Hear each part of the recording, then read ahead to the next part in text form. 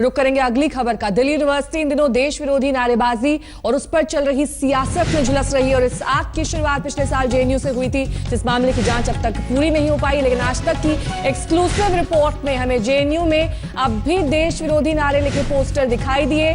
JNU के admin block को freedom square के नाम से जाना जाता है। यहां कश्मीर की आजादी के पोस्टर लगे हुए दिखाई दिए। कैमरे में हमें कैद किया और ये दरअसल पोस्टर हम आपको दिखा रहे हैं जिसमें कश्मीर की तुलना फिलिस्तीनी से की गई है। पोस्टरों में यह भी लिखा है कि फरवरी 2016 में हम लड़े और आगे भी लड़ेंगे। पोस्टरों में कश्मीर की आजादी की मांग की गई है। पिछले साल भी हमने देखा था कि किस तरह से कश्मीर की आजादी की मांग छात्रों ने उठाई थी और इस बार फिर से फरवरी में यही आलम है।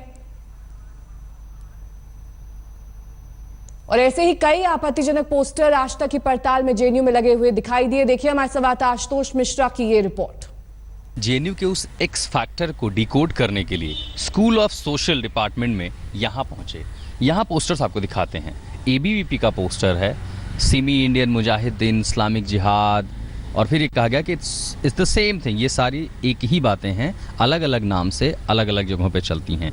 ठीक उसके बगल में बासो का एक पोस्टर है, 50 साल नक्सलबारी जो मूवमेंट था उसके लिए।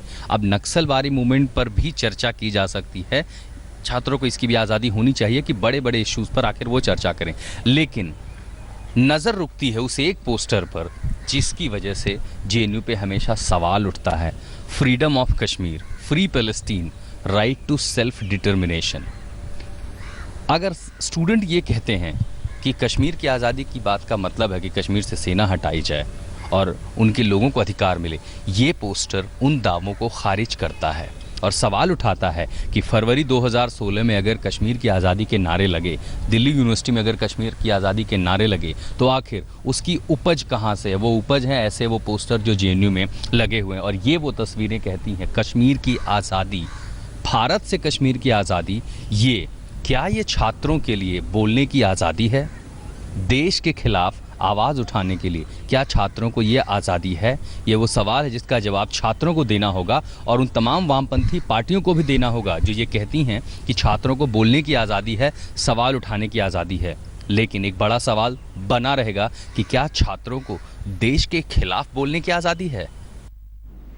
तो आपने देखा किस तरह से जेएनयू कैंपस में देश विरोधी पोस्टर लगे हुए दिखाई दे रहे हैं। कश्मीर की आजादी को लेकर ये पोस्टर है जिसमें कश्मीर की तुलना पैलेस्टीन से की जा रही है। इन पोस्टरों पर जेएनयू के छात्र क्या कहते हैं, आप भी सुनिए।